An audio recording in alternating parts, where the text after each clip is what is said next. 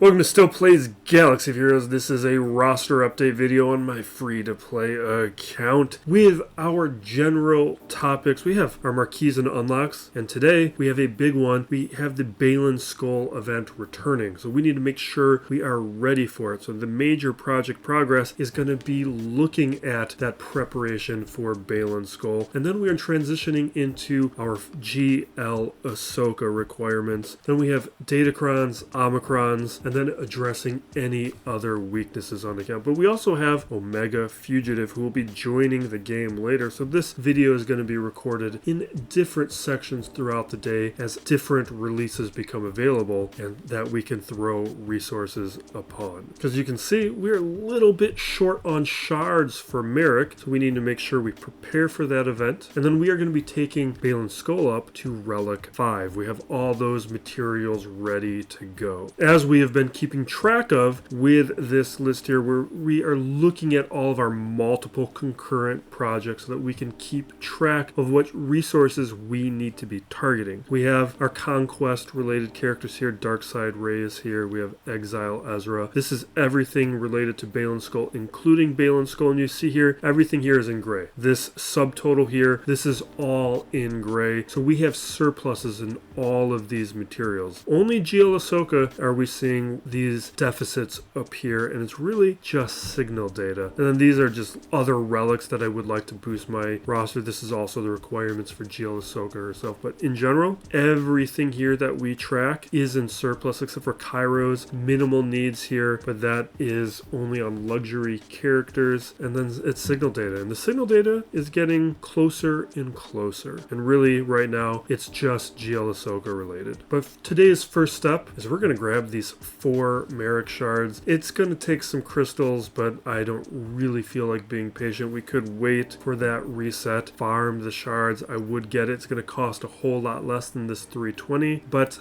I also don't want to wait for it because I did shift my daily reset until 3 a.m., whereas Baylan Skoll is going to be available at midnight, which at the time of this record is in 4 minutes. So right now we will take him up to 7 stars, and then we're going to go through these requirements and take them up to that Relic 7 threshold. We've just been gradual about it because we didn't know when the event would return, being careful with signal data. Some of it was being thrown towards Datacrons, but this is why I'm careful, because I don't actually have a lot of flexibility when it comes to these relic levels right now with the signal data. Signal data is just really tough to come by, so we take this stuff up gradually to maximize my flexibility. That's going to allow me to do things like take Baylan up to relics today. But these other characters, these other requirements, they're much further ahead because we've been using like Great Mother, Morgan Elsbeth a lot. I went after that squad hard because it was very clear that they were very powerful and they were going to be very important with our Grand Arena play for the foreseeable future. They're just going to be a critical team.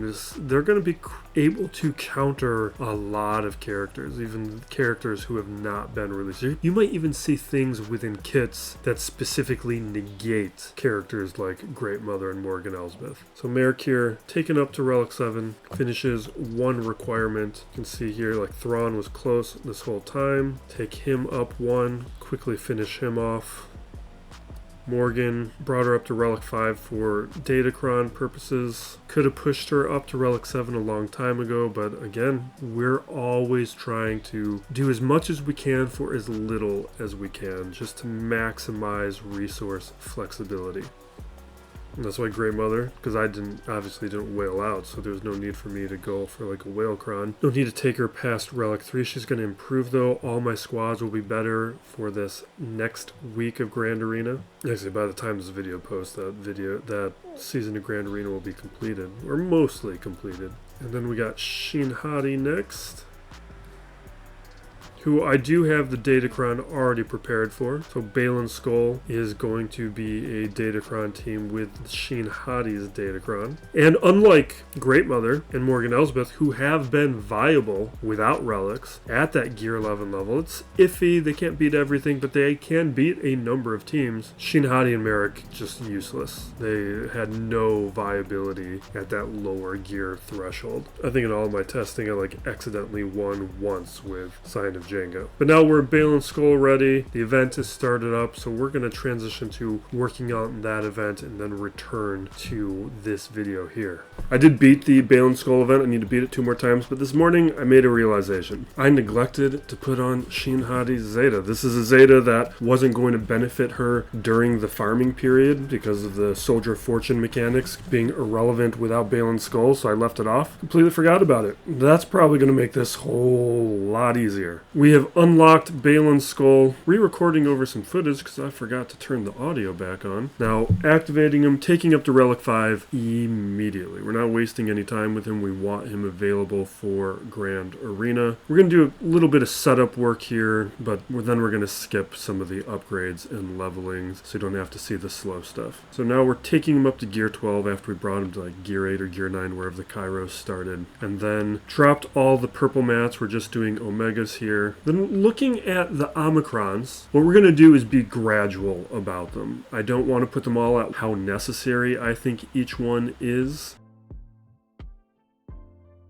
I do think they are all necessary. They all sound quite good. The leadership one is, I mean, you can see really any Omicron that's that long is going to be very valuable, but It's All Inevitable is what we're going to put on today. The Master and Apprentice, that one has all of the stacks of Soldier of Fortune. That one seems very important to the functioning of the kit. That's usually a type of Omicron that I put on, and like you can see right here, what Master and Apprentice looks like, just all these extra mechanics based on Soldier of Fortune stacks. And then with the special, we're getting Armor Shred plus stacking speed. That's going to be pretty powerful. With relics, we only have to bring him up to Relic 3, but we have budgeted Relic 5. The Shin Hadi is going to be getting the Datacrons, so he doesn't have to be Relic 5, but a character like him, there's no sense in not doing it right now. We've already invested this much into the squad. Let's fully take advantage.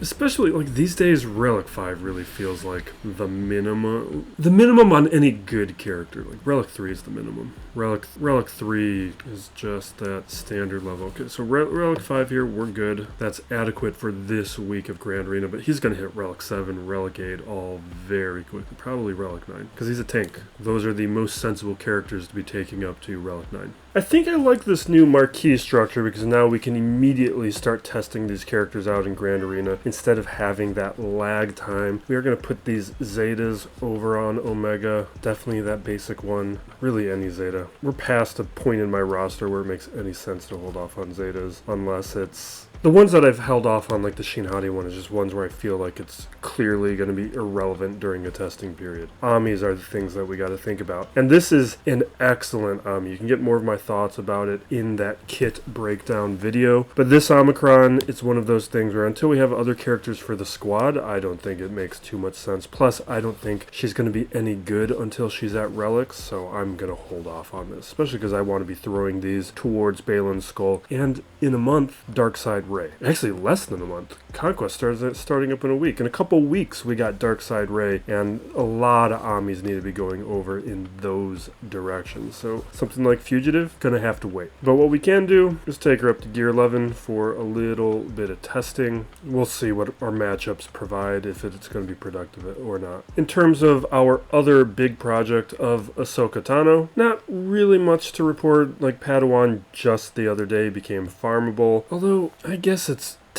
no, even today, we're probably not taking her up to 4 stars before Grand Arena lock-in. We have 2 more refreshes we could do, but she's too far away. What we could do is add a couple relic levels to some of these characters, just beef them up a little bit. The only problem being, none of these characters are really going to contribute much to 3v3. Like, we're not going to use Ezra. We're not going to use Plo Koon anymore now that the Kron is gone. These Relic 8s, like Snips, bring her up to Relic 9 doesn't really matter right now. We could look at Fulcrum. I think we do that. Fulcrum at least has a Kron we can play with. We'll take her up to Relic 9. But we are getting light on signal data. We actually don't have too much space to make too many moves, but this has all been budgeted for, so this isn't really compromising us in any way.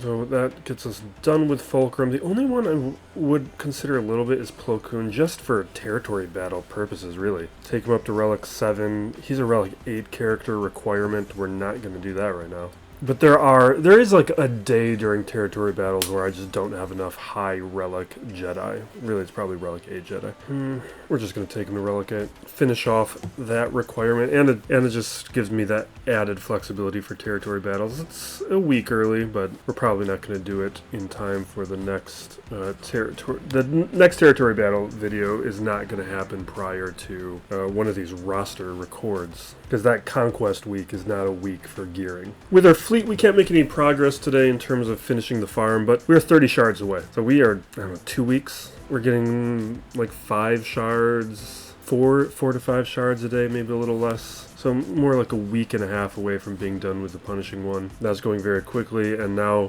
when that is done, now that Merrick is done, means we're fully dedicated on Padawan Sabine, which is going to be crystal savings. That's why I hit these farms so quickly. Get things out of the way so we're not in a compromised position where we're doing multiple farms at once, where it's more important for me to be refreshing energy, because I don't do energy refreshes unless I have to, because the materials that we're getting, the crystals to me are more valuable at this stage of my roster development. Now, prior, if I was still growing out my roster in need of certain resources, I'd probably be doing those energy refreshes. And it would be if we hit my crystal threshold, but we're like 4K crystals away from where I'm comfortable and starting to freely spend my crystals. Datacrons, we don't have any gearing really to do. Technically, we could take Death Trooper up to Relic 5 so that we can use his level 9 cron. I just don't feel like doing it. It's not a good cron, so I don't really care. And signal data is more valuable to me than what that's going to be contributing. We might change that in another month or two when I have a little bit more flexibility with progress on the Ahsoka farm. Otherwise, there's not much to do right now. The Lando cron's been a major disappointment to me. I was hoping it was gonna add some Sana viability. Maybe it will in 5v5, but in 3v3 it's just been trash. And once Conquest starts, we're basically done with most of these that I care about, except for the Han Solo cron and the Cal Kestis cron. I'll be going after those. Everything else that I care about, we have. Like Captain Han I don't have, but I don't care about it. We have Piet and Death Trooper. We're not going after any of these ones down here. I might grab Range Trooper or Magma, well, I think I already have Magma. I might grab one of those for some flexibility options, but I'm not likely to add relics to them. And we'll wrap it up there. We'll have a good week of testing, seeing what we can do with Baylan Skoll, feeling out how many Omicrons we need, and hopefully have a strong end to this Grand Arena season. I will need to go 2-1 in order to secure the winning record for the season. We're 3-3 right now. But thanks for watching. Be excellent to each other, everybody. This is Still Plays Galaxy of Heroes.